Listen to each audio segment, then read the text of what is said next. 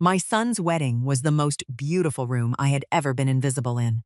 The venue was everything Deshawn had wanted: high ceilings, soft gold lighting, round tables dressed in white linen, a bar that never ran dry. Charlotte's finest had shown up in their best. Laughter moved through the room in warm, easy waves. The band played something smooth and unhurried. Everyone looked like they belonged exactly where they were standing. I was standing alone near the far window with a glass of water I hadn't touched, watching my sons work the room the way he had been working rooms since he was 22. Chin up, hand extended, smile arriving just before the words. Deshawn had always known how to make an entrance feel like a gift to whoever received it. I had always known that the gift had conditions. My name is Verlaine Odom. I am 58 years old. I raised that man. And on the evening of his wedding, I was the one thing in that room he needed to manage. I felt him before I saw him. The hand at my back, not a guide, a grip.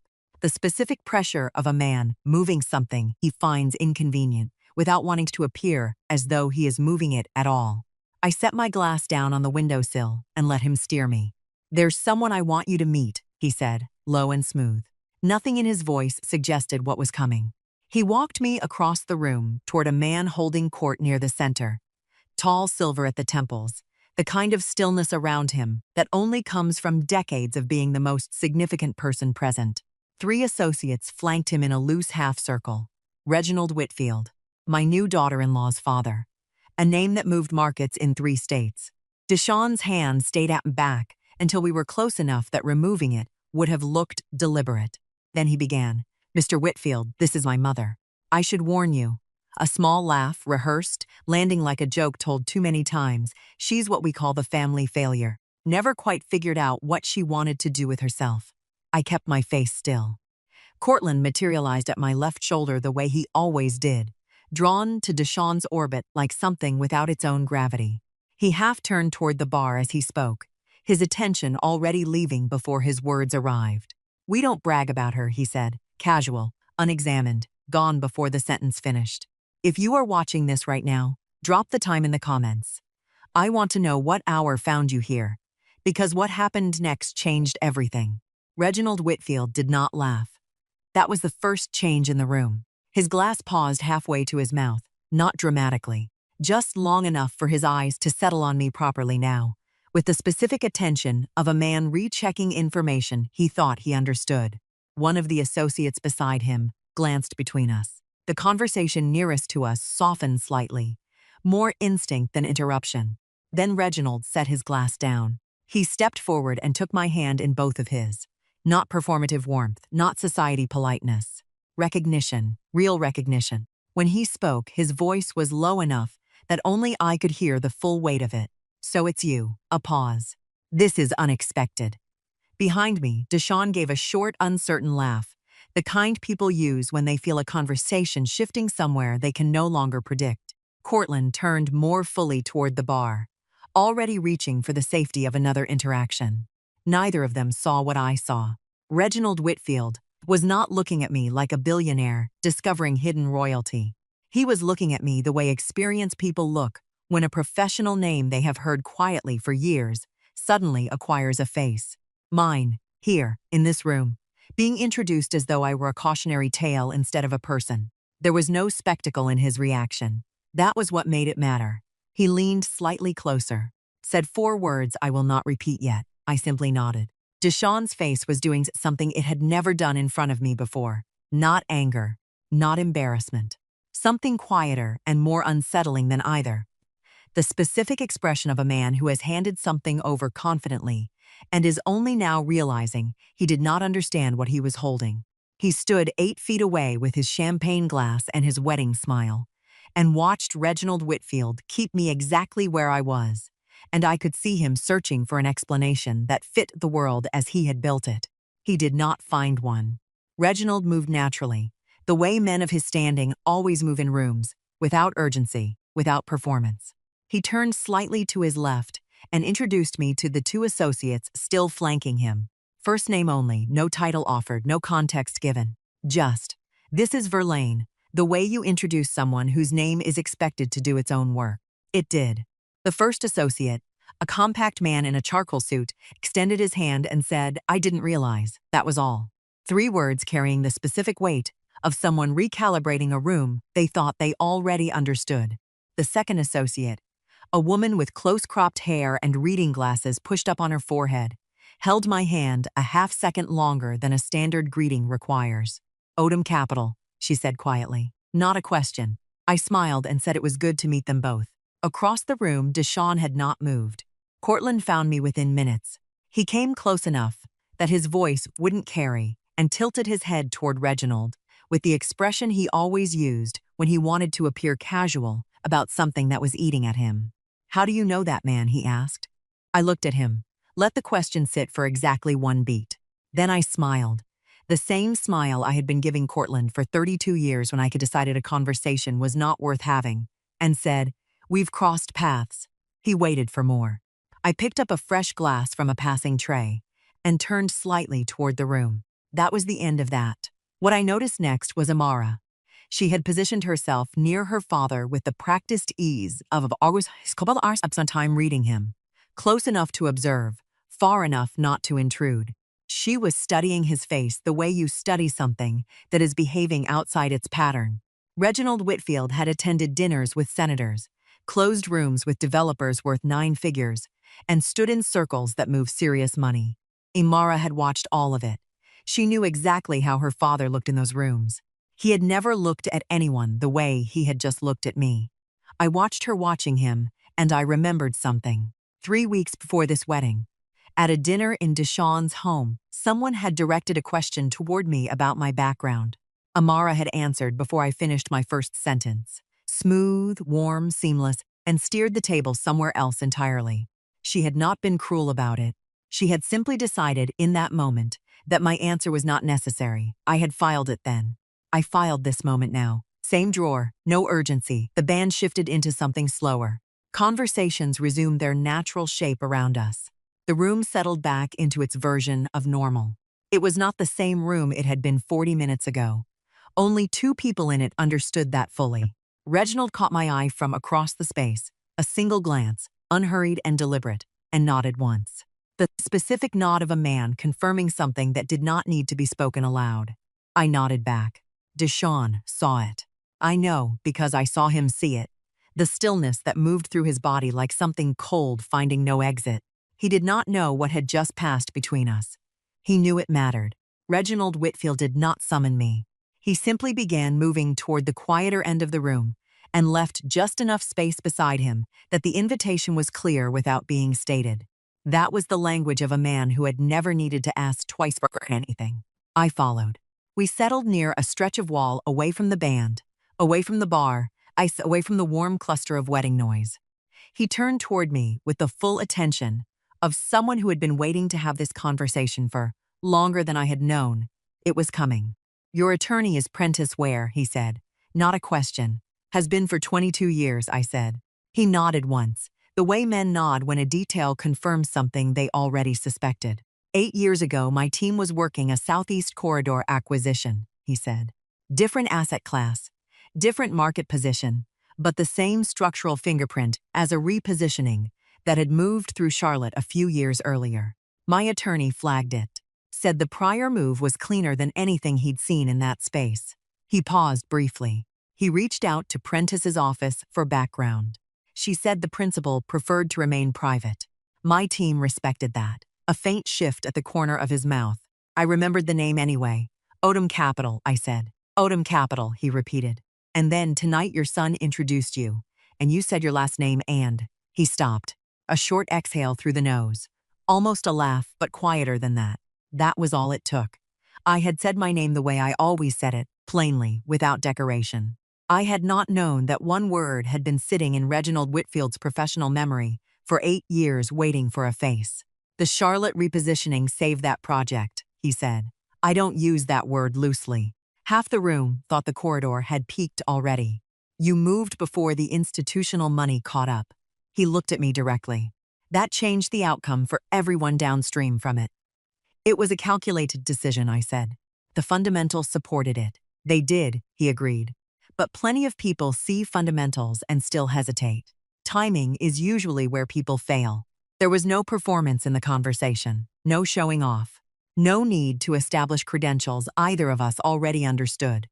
We spoke in the natural shorthand of people who had spent years reading the same landscape from different corners of it.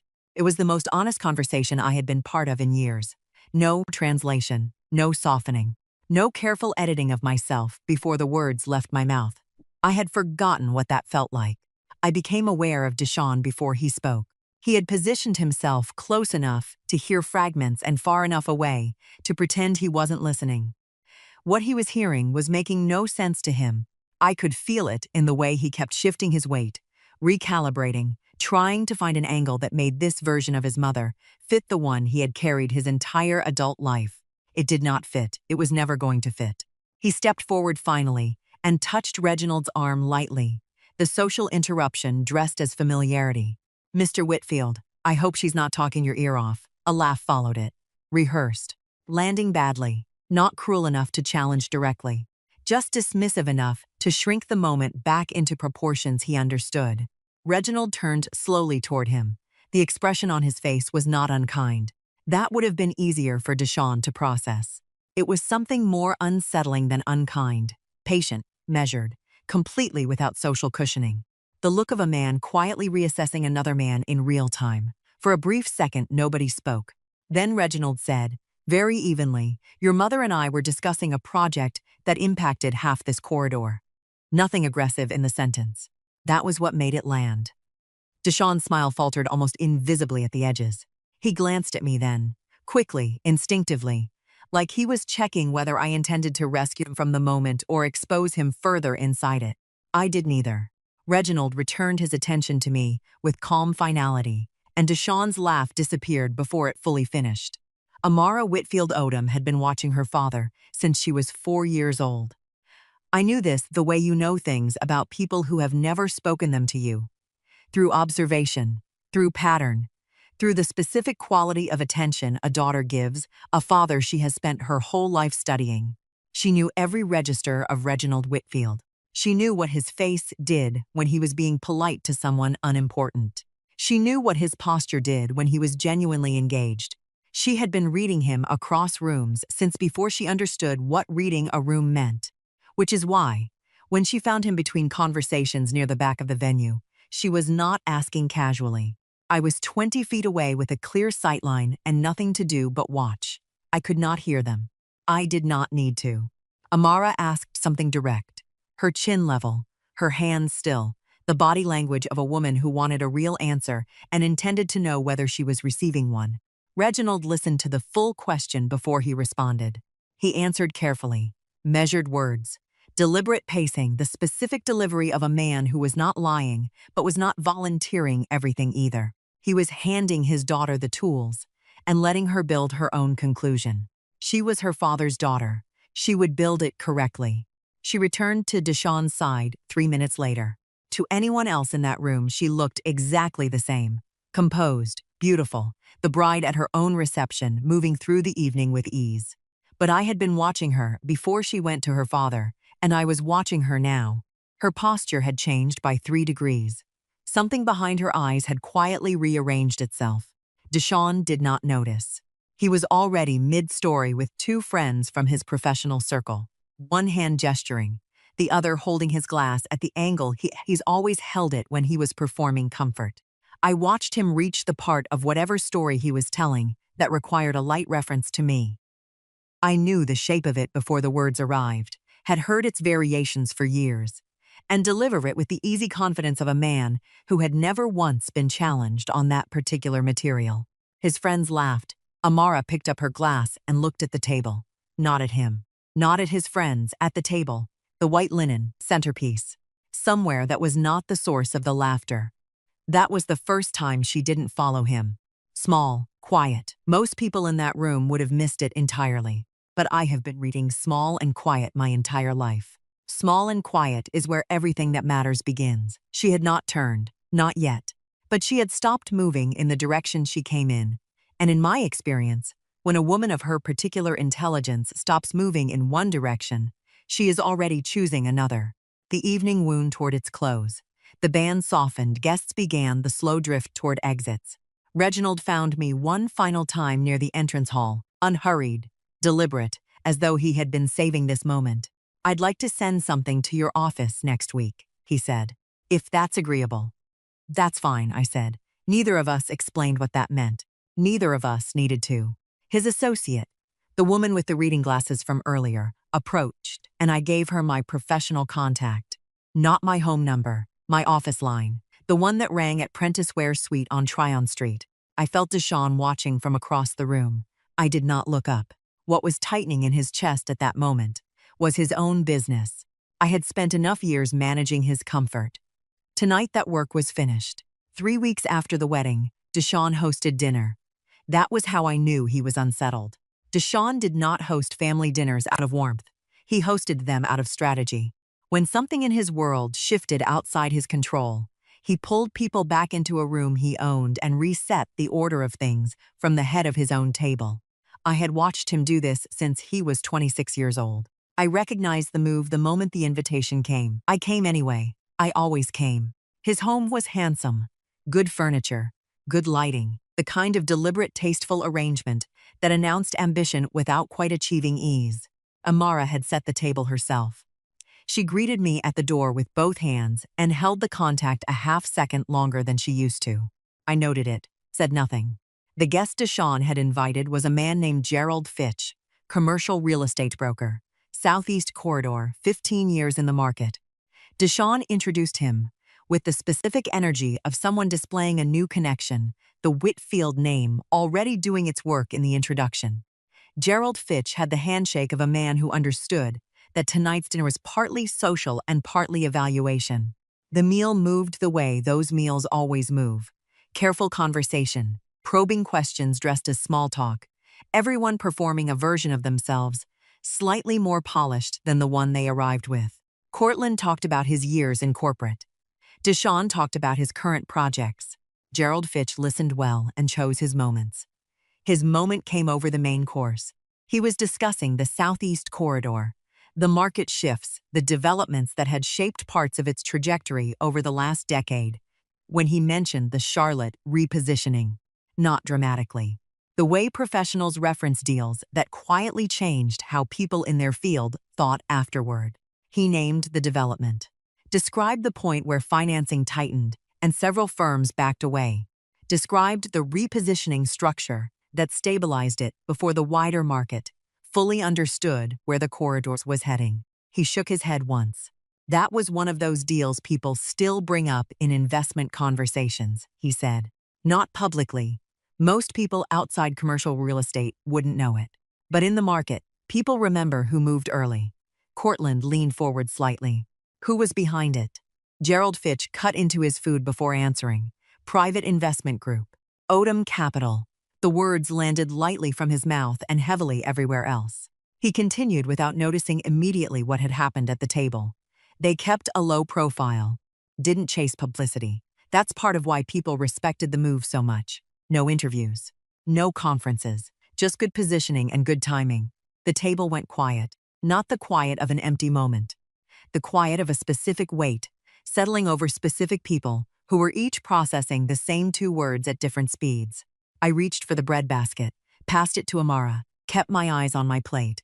Gerald Fitch looked between us then, finally sensing the shift. Deshawn picked up his wine glass too quickly. "You've mentioned them before," he said casually, aiming for relaxed and landing somewhere noticeably tighter. Gerald nodded. Anybody who spent enough time around Southeast commercial development has heard the name at some point. Mostly through attorneys, lenders, acquisition circles. He shrugged lightly. Nobody really knew much about who was behind it. Cortland looked at me. I met his eyes for exactly 1 second. No expression offered, nothing confirmed, nothing denied, and returned to my plate. The name was already in the room. It did not need my help to land. The dinner ended 40 minutes later. No one proposed dessert. No one suggested coffee. Deshawn walked Gerald Fitch to the door with the slightly flattened energy of a man whose evening had not gone the direction he intended. Amara cleared the table in silence. Cortland drove us home without speaking. The house was dark when we arrived. I went upstairs, changed, got into bed. 2 hours later, I came down for water. He was at the kitchen table, both hands flat on the surface. the same untouched glass from before dinner still in front of him. He looked up when I came in and opened his mouth. I looked at him gently. "Get some rest, Cortland." I went back upstairs. He was still at the table when I reached the top of the stairs. I could feel it without looking. Reginald Whitfield hosted the way he did everything else, without waste. His home was substantial without being excessive, the kind of space that announced its owner had nothing left to prove. 40 guests, maybe 45. The professional community that moved in his orbit. Developers, attorneys, fund managers, people whose names appeared on buildings and legal structures rather than social pages. The kind of room where conversations meant something, because everyone in it understood the cost of words that didn't. I had been in rooms like this before, not as a guest of Reginald Whitfield, as myself. That distinction mattered tonight. Within 20 minutes of arriving, I had been pulled into 3 separate conversations that had nothing to do with introductions and everything to do with recognition. Not celebrity recognition, professional memory. A developer from Huntsville mentioned a secondary market repositioning from 11 years earlier and asked whether I still believed smaller corridor acquisitions were being undervalued in the current market. A woman who managed a regional fund referenced Prentice Ware in the shorthand of someone who had crossed paths with her firm repeatedly over the years. Another man, older, careful with his words, listened to me speak for less than 2 minutes before saying quietly, "Odom Capital. I thought that might be you." No one made a spectacle of it. That was what made it real. Rooms like this did not gasp. They recalibrated quietly. I received each conversation the way I received all accurate things, directly, without performance. Deshawn stood 12 feet away and watched all of it. I did not look at him. I did not need to. I could feel the specific quality of his stillness from across the room. The stillness of a man realizing the room was responding to his mother before it was responding to him. That was new for him. Reginald found Deshawn near the bar midway through the evening. I observed it from a distance. A brief exchange. Reginald's posture open and cordial. Nothing in his body language that would signal to anyone watching that this was anything other than a father-in-law making conversation with his daughter's new husband. He asked Deshawn something. Deshawn answered. Reginald nodded once and asked another question, slower this time, something longer. Deshawn responded with the slightly elevated energy of a man trying to sound more informed than he actually felt. Reginald listened completely, not interrupting, not correcting. Then he asked one final thing. I saw Deshawn hesitate before answering that one, only for a second. Most people would have missed it. Reginald did not miss it. He gave that same deliberate nod I had already learned, meant confirmation rather than discovery. Then he said something brief, touched Deshawn lightly on the shoulder, and moved back into the room. Deshawn remained at the bar alone for several seconds longer than was natural, not embarrassed. Disoriented, that was the word for it. For the first time in his adult life, he had entered a room where his understanding of status did not fully apply. The hierarchy he had built his confidence around was shifting beneath him in real time, and he did not yet know where to stand inside it. He found me before the evening ended. His approach was different from every approach he had made toward me in his adult life. Less momentum, more caution. The way you approach something you have recently learned may contain more history than you were given. What do you and Reginald talk about at these things? He asked. Work, I said. He waited. I let him wait. Nothing else came because nothing else was necessary. His jaw moved slightly. He nodded in the way people nod when they are accepting an answer they do not know how to challenge. Then he asked something he had never asked me before. How long have people known your company name? Not accusatory, not even defensive anymore. Just trying to understand the size of the room he had walked into without realizing it. A long time, I said. That answer unsettled him more than anything else I could have offered. He and Amara left 40 minutes later. I watched them from near the entrance as they said their goodbyes. Deshawn's hand at Amara's back, the same practice placement he had used to steer me across the wedding reception 6 weeks ago. She moved with it, but her eyes were elsewhere. I learned what happened in the car 3 days later from Amara herself. Deshawn had said her father seemed unusually interested in his mother. Amara had looked out the passenger window for a long moment before she answered. Maybe he just recognizes quality. Deshawn had said nothing for the rest of the drive. The car had been very quiet. He rang the bell instead of using his key. That was the first thing I noticed. Deshaun had a key to my house, had carried one since he moved out at 23. He had never once rung the bell. He rang it that Tuesday morning, the way a man rings a bell when he is no longer certain of his standing in a place he once took for granted. I opened the door, said nothing, stepped back to let him in. He sat at the kitchen table without being invited to, the habit of a lifetime overriding whatever carefulness he had arrived with. I put coffee on because it gave my hands something to do. That wasn't watching him arrange his face into the expression he wanted me to see. He started the way people start, when they have rehearsed casualness all the way to the door and are now discovering it sounds different out loud. "How long have you known Reginald Whitfield?" he asked. "I mean, before the wedding." "I didn't know him personally before the wedding," I said. "I knew of him. He knew of some of my work." "Through what?" "Through the work itself." I set his coffee in front of him. "That's how professional reputations move, Deshaun. Quietly. Mostly through people already in the same rooms." He wrapped both hands around the mug and looked at it. "What exactly did you do?" he asked. "Before you retired." "I was never retired," I said. "I told people I was because it was easier than explaining why I kept disappearing into meetings they weren't interested in hearing about." That landed. I watched it land, the slight tightening around his eyes, the recalibration happening behind them. He had accepted the retired bookkeeper story for years because I had offered it, and because nobody in this family had ever looked closely at the edges of it. That was not the same thing as deception. "What is Odom Capital Group?" he asked. "A private investment firm," I said, "structured as an LLC. Real estate acquisitions, development partnerships, secondary market positions across the Southeast. Mostly private partnerships, quiet structures. I reinvested most of what the company made back into the business itself." "Out of where?" "Prentice Ware's office suite on Tryon Street. She's been my attorney since the beginning. All business correspondence, filings, and meetings ran through her office." He stared at me. "We've been in this city the whole time." "Yes," I said. His eyes moved around the kitchen then. The same kitchen he had eaten in since childhood, the same house, the same cabinets, the same ordinary walls. I could see the confusion working through him now. Not just that I had built something, that I had built it without any visible change to the life he thought he understood. "You never lived like somebody running an investment firm." I almost smiled at that. "I lived like someone protecting a business," I said, "not advertising one. Most of the people you think are wealthy are performing wealth. Serious investors usually spend more time protecting capital than displaying it." He sat back slightly. "And Dad never knew?" "I think your father knew pieces." I paused. "He just never believed the pieces added up to anything important because they weren't happenings in rooms centered around him."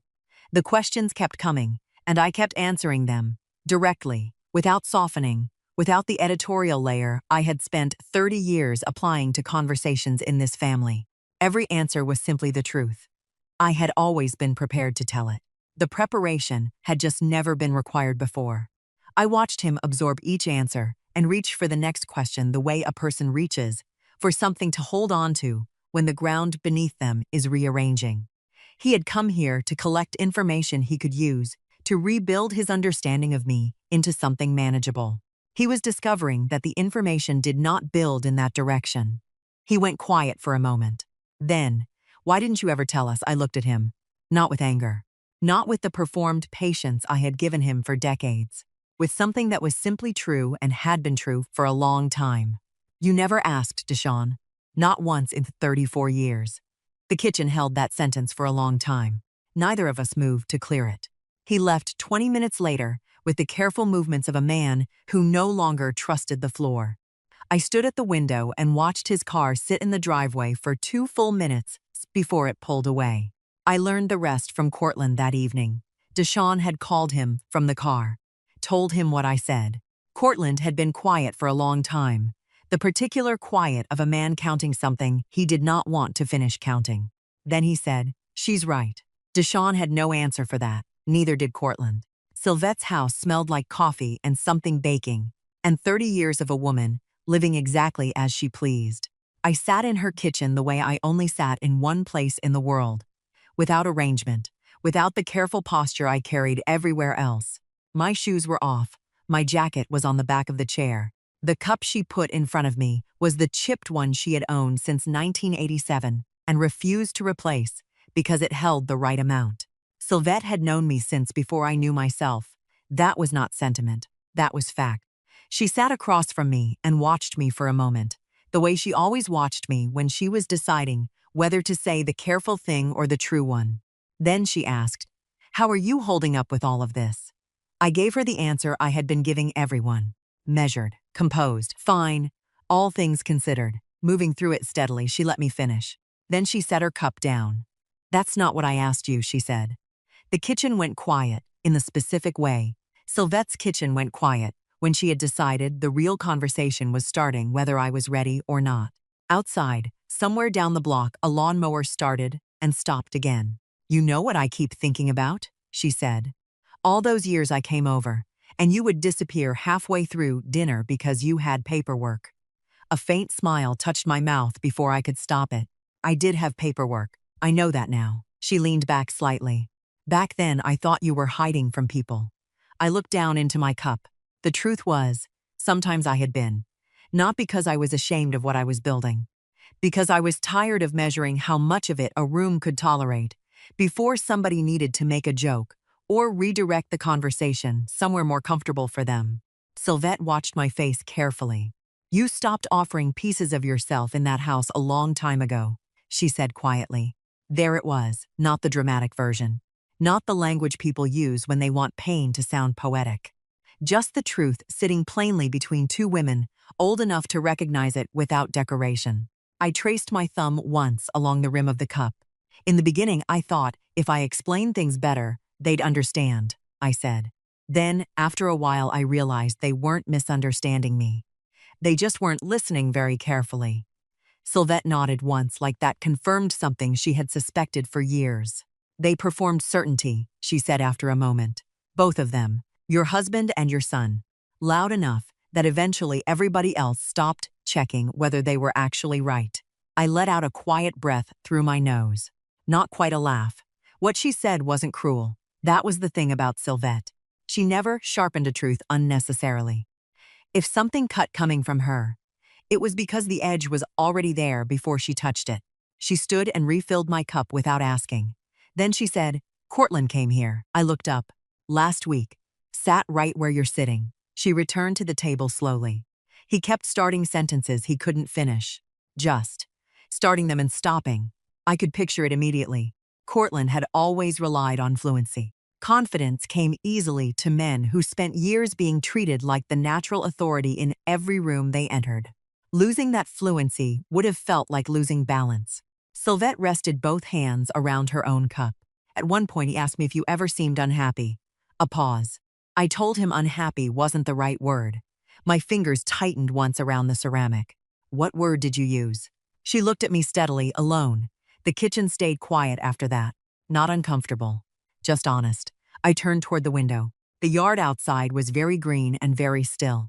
Wind moved lightly through the trees at the back fence. Somewhere nearby, a screen door closed. "He sat here for almost 2 hours, Sylvette said softly. Then he stood up, thanked me for the coffee, and walked out without saying goodbye.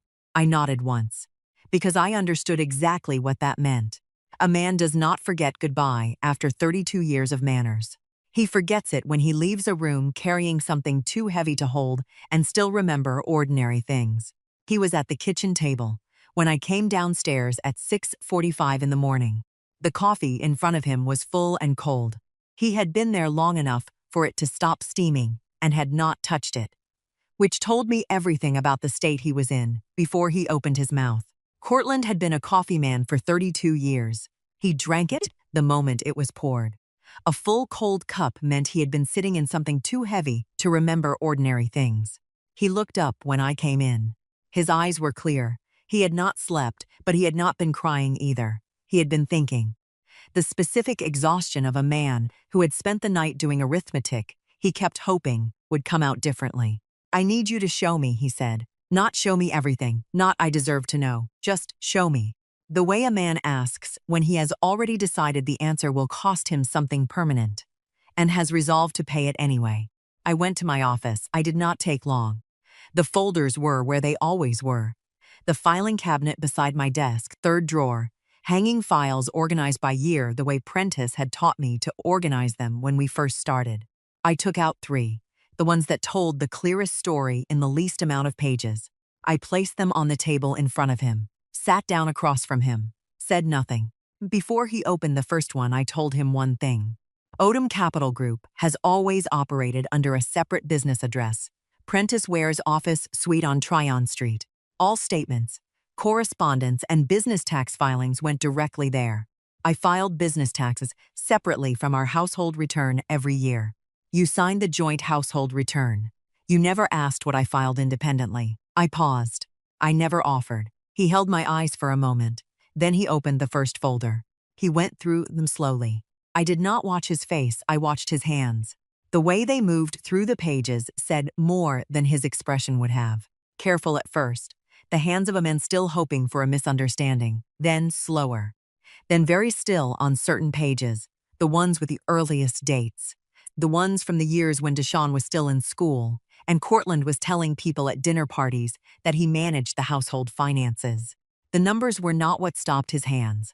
The dates were 22 years of dates, moving across 3 folders in clean chronological order, each one representing a decision I had made alone at a desk in a room 20 feet from where he slept. He looked up at one point. His voice was even. Careful.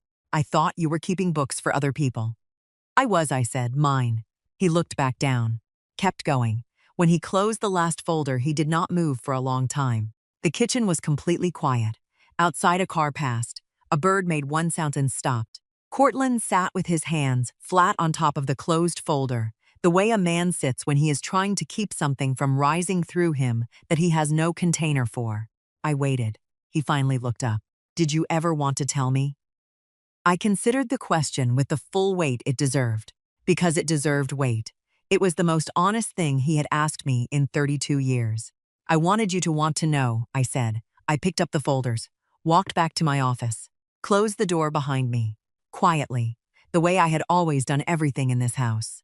The 3 days after the folders were the quietest days this house had known in 32 years. Not the quiet of absence. Cortland was present, physically, in every room he had always occupied. He made his coffee in the morning. He sat in his chair in the evening. He moved through the house on its familiar routes. But the quality of his presence had changed in the way the quality of light changes before a storm. Same house, same rooms, same man, but something in the atmosphere altered at a level that had no name and required no announcement. I watched him the way I had learned to watch everything, without appearing to. On the second morning, he asked me something small. A financial question, property tax reassessment on the house, whether I thought the new valuation was accurate. He started the sentence, caught himself midway, and then finished it anyway, as though he had argued with himself about whether he still had the right to ask me things he had spent years assuming he already understood. I told him what I thought. He listened with both hands around his cup and his full attention on what I was saying, not waiting for his turn to redirect, not assembling his response while I was still speaking, just listening. It was the first time in 30 years that I had felt heard at this table. It was also the saddest thing I had witnessed in a long time. The third morning was worse. He came into the kitchen holding one of the folders, not open, just holding it. He stood there for a moment, like a man who had walked into the wrong room in his own house and didn't yet know how to recover naturally from it. I looked through them again last night, he said. I nodded once. His jaw moved slightly. I kept trying to remember where I was during some of those years. A short laugh escaped him, dry, humorless. Dinner parties, golf trips, sitting in restaurants, explaining markets to people. While you were already building positions, I couldn't have understood if you'd put them directly in front of me. That was the first defensive thing he had said since the folders. Not anger, not denial. Something smaller and sadder than that. A man trying to locate himself inside a history that no longer supported the version of himself he had relied on. I said nothing. He looked at the folder in his hands. Part of me keeps wanting to say you should have forced the conversation harder. He swallowed once after saying it, like he heard the weakness in it before I answered. And another part of me knows how unfair that sounds the moment it leaves my mouth. The honesty of that landed harder than a polished apology would have. You were very easy to defer to, I said quietly. You filled rooms naturally. People followed your confidence because it arrived before anyone else's thoughts had a chance to. He lowered himself slowly into the chair across from me, tired, older than he had looked a week ago. And I let myself believe that meant I was seeing everything clearly. Yes, I said. He nodded once, accepted it, did not defend himself further. Later that afternoon, he called Deshawn. I was in my office with the door open, and I heard his side of it. The measured cadence of a man saying something he had decided could not wait and could not be softened. You owe your mother an apology, he said. Not a conversation, not an explanation. An apology. I heard Deshawn's voice rise on the other end, not the words, just the register. The familiar pitch of a man trying to argue his way back toward emotional footing. Cortland closed his eyes briefly before he answered. I'm not asking your opinion, he said. I'm telling you what's true.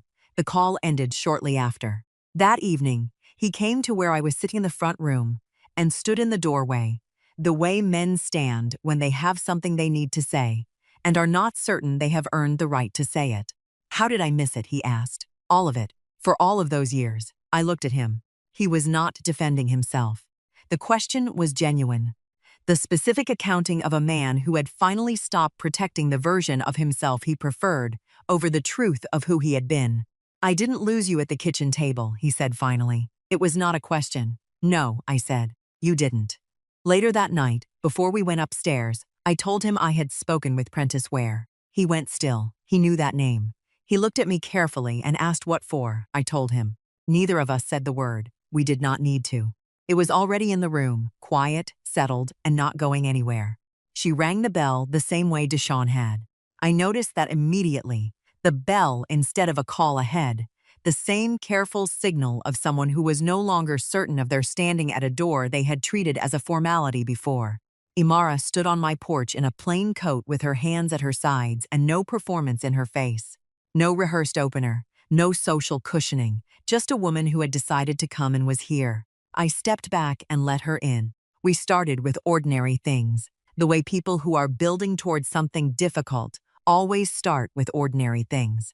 She admired the front room, asked about a photograph on the side table. I made tea. We talked about small things for 10 minutes, and both of us understood that we were simply letting the room settle before we said anything that mattered. Then she set her cup down and looked at me directly. He told me you were difficult, she said, that you never supported him, that every time he tried to build something, you found a way to make it smaller. I considered that, not the accusation. I had heard its variations for years. I considered the specific sadness of a woman who had accepted a portrait of someone without ever looking at the subject herself.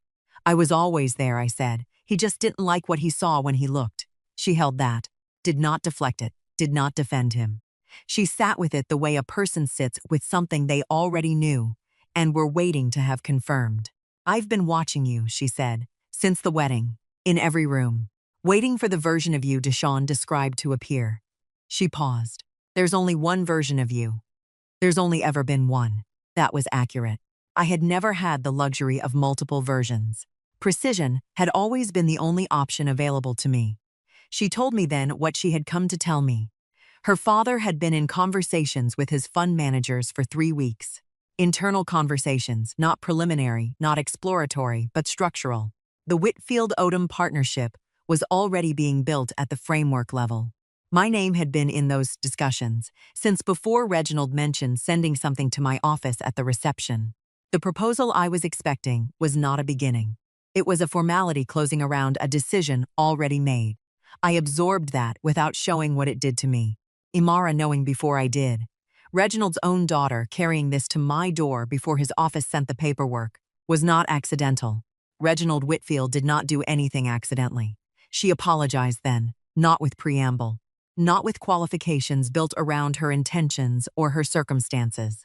She said, at the dinner before the wedding, you started to answer a question, and I redirected the table. I knew what I was doing. I did it because it was easier than questioning what Deshawn had told me about you. A pause. That was wrong. I looked at her for a moment. Then I said, I know you know that. I appreciate you saying it anyway. She nodded once, picked up her coat. I walked her to the door. We said quiet goodbyes, the genuine kind, not the performed kind. She stepped onto the porch and I began to close the door. She turned back.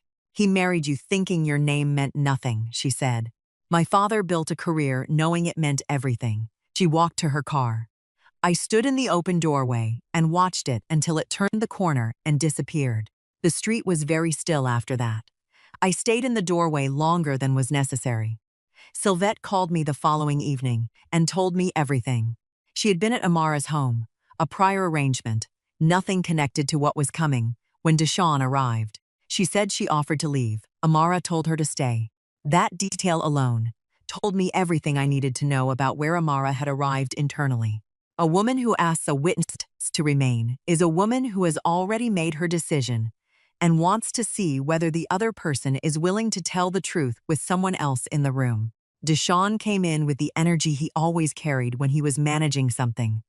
Shoulders set, voice calibrated, the specific momentum of a man who had already decided how the conversation would go. He found Amara in the front room, composed, seated, still in the way that still people are still when they have finished moving in a direction and are not starting another one yet. He started talking before he sat down. Sylvette said he went through carefully.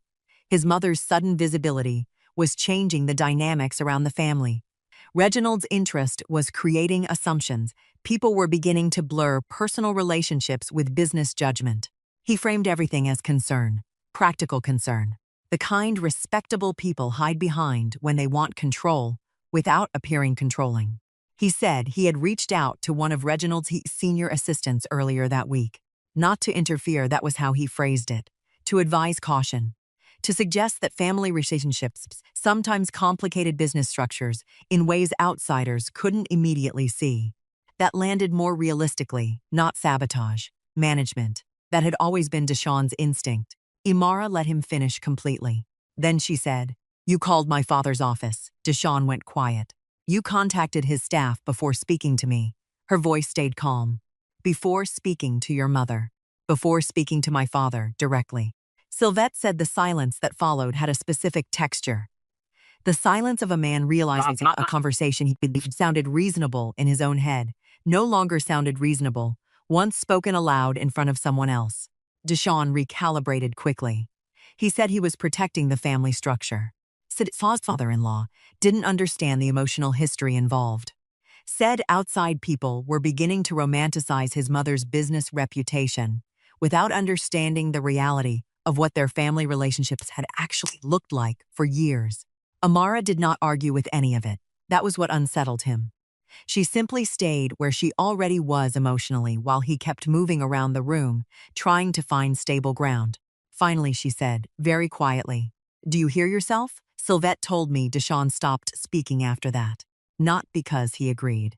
Because for the first time since the wedding, somebody was listening to the shape of what he was saying instead of the polish he used to deliver it. Amara folded her hands once in her lap before she spoke again. "My father has spent 40 years building partnerships with people who know how to separate ego from judgment," she said. "You really thought a phone call from a son-in-law was going to protect him from being manipulated?" Deshawn said he wasn't questioning Reginald's intelligence. Amara held his eyes. "But you were questioning your mother's integrity." That landed harder because it was true. Sylvette said Deshawn tried one more time after that, softer this time, less certain. He said everything around Verlaine suddenly felt strategic. The timing, the visibility, the way people were reacting to information none of them had known before. Amara listened without interrupting. Then she said something that ended the conversation. "I never actually looked at your mother," she said. "I just accepted the version of her that made you comfortable." She let that sit between them. "And now that I've looked for myself, I don't recognize the woman you described at all." Sylvette said. Deshawn opened his mouth, closed it again. Every version of this conversation he had prepared for required Amara to push emotionally so he could redirect the emotion into management. She never did. She stayed calm enough that all his explanations lost their camouflage. There was nothing left to organize after that. Only himself. He looked away first. Amara called her father later that night. Sylvette didn't hear that conversation. She didn't need to. The next morning, Reginald called me directly. His voice was warm in the specific way of a man whose judgment had just settled firmly into place. "Expect the proposal by end of week," he said. I thanked him. "No," he said simply. "Thank you." The envelope arrived on a Wednesday morning by courier, not email, not a digital signature request. A physical envelope, cream-colored, the kind that announces its contents before you open it, the kind that says whatever is inside was considered important enough to send by hand. It sat on my kitchen table for 4 minutes before I opened it, not because I was uncertain, because I understood that some things deserve the weight of a moment before you let them change the room. The document inside was 11 pages, clean formatting, precise language, the kind of drafting that comes from attorneys who understand that every word in a structure like this is load-bearing. I read it from the first line to the last, without stopping. Whitfield Odom Southeast Development Fund, my name, not a silent position, not background capital hidden 3 layers deep in an operating structure. A named partnership, Odom Capital Group, listed alongside Whitfield Equity Partners in the structure header, in the fund title, on every page where the principals were referenced. 22 years of work that had moved mostly through private partnerships and closed rooms without my name attached to it, now attached. Publicly, irrevocably, I sat with that for a moment. Then I called Prentice. We spoke for 40 minutes. I asked her 2 questions, one about the liability structure on the named partnership position, one about the exit provisions if the fund's direction shifted beyond agreed parameters. She answered both completely. When she finished, I told her I would respond by Friday. She said she would be ready. I set the phone down and looked at the document on my table. Word reached Deshawn by Thursday afternoon. I knew it would. The professional community in Charlotte moved information quietly but efficiently, especially when Whitfield Equity Partners attached its name to something new. He called at 4:17.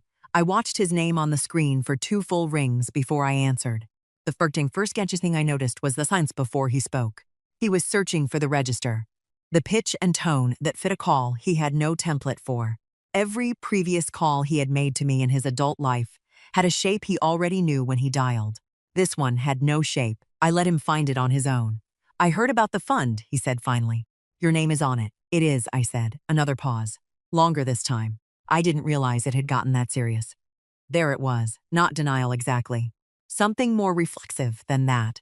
The final instinct of a man trying to place a ceiling back onto something that had already grown beyond him. "It was serious before you knew about it," I said gently. Silence again. Then, "Have you decided?" "Not yet." He asked if he could come. I said yes. He arrived within the hour. Sat across from me at the table where the documents still lay, not closed, not put away. Present. He looked at it for a moment, and then he looked at me. Not at the story he had carried about me for 34 years. At me.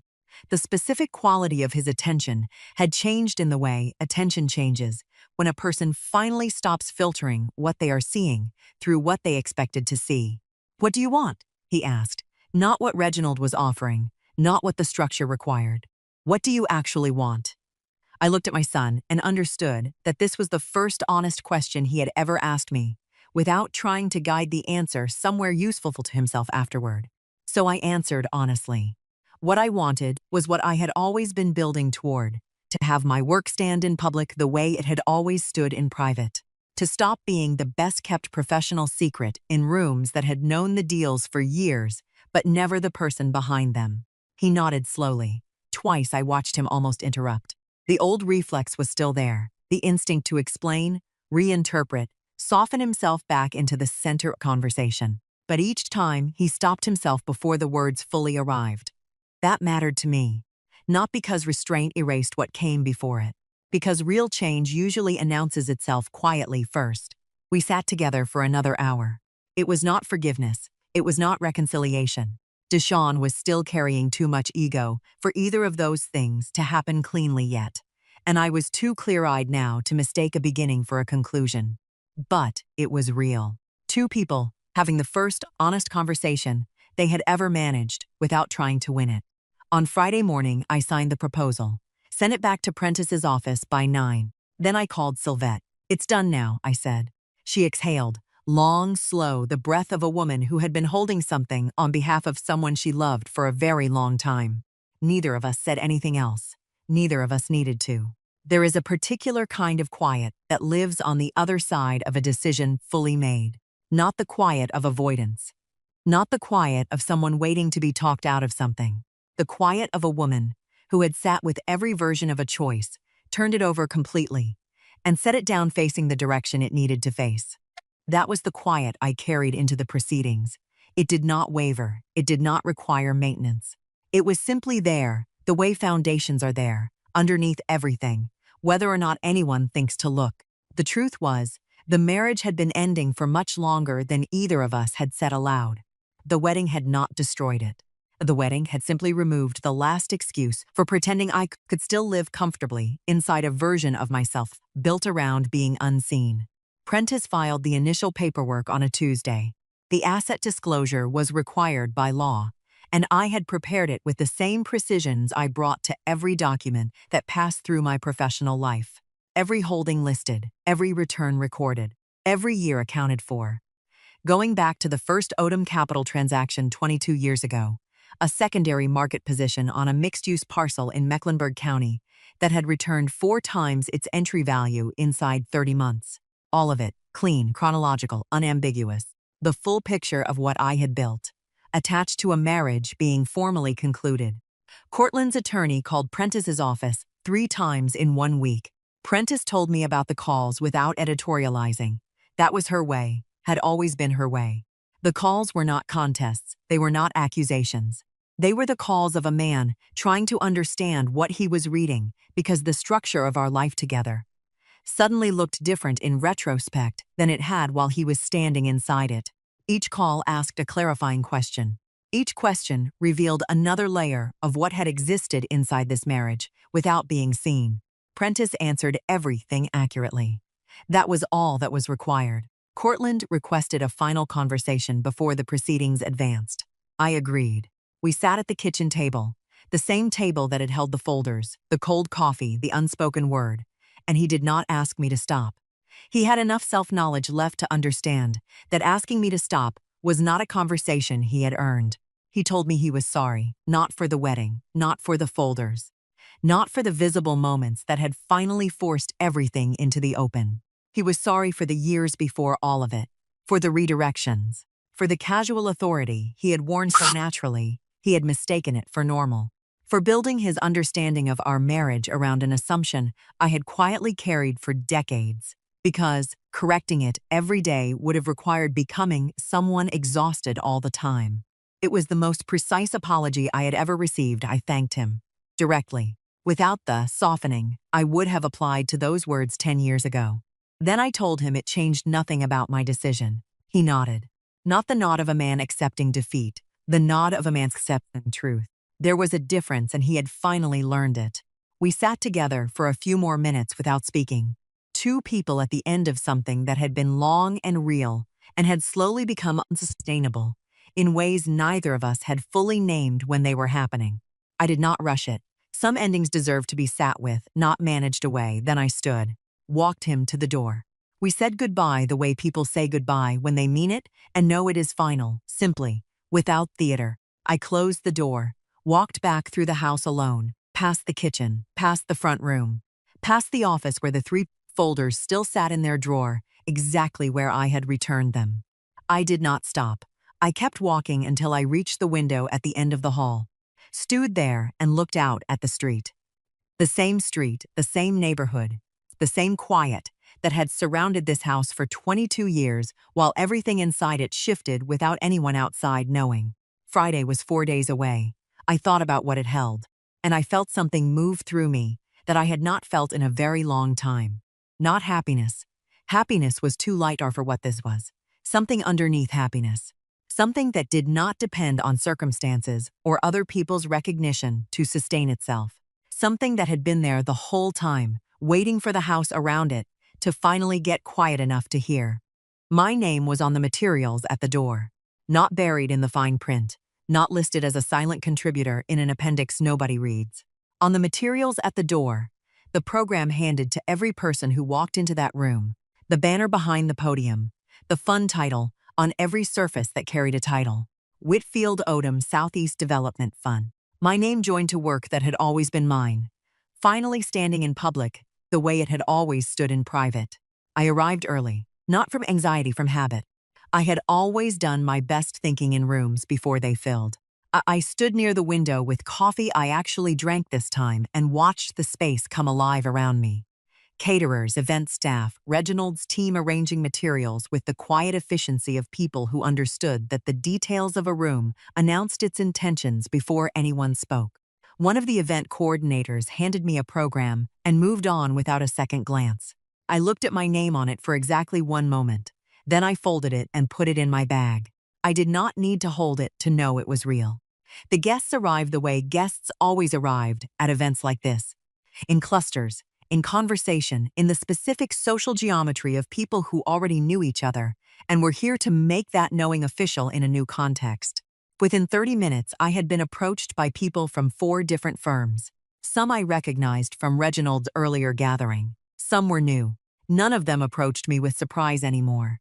That was the difference. The recognition had settled. A woman from Atlanta asked whether I still believed secondary corridor redevelopment was being undervalued in the Carolinas.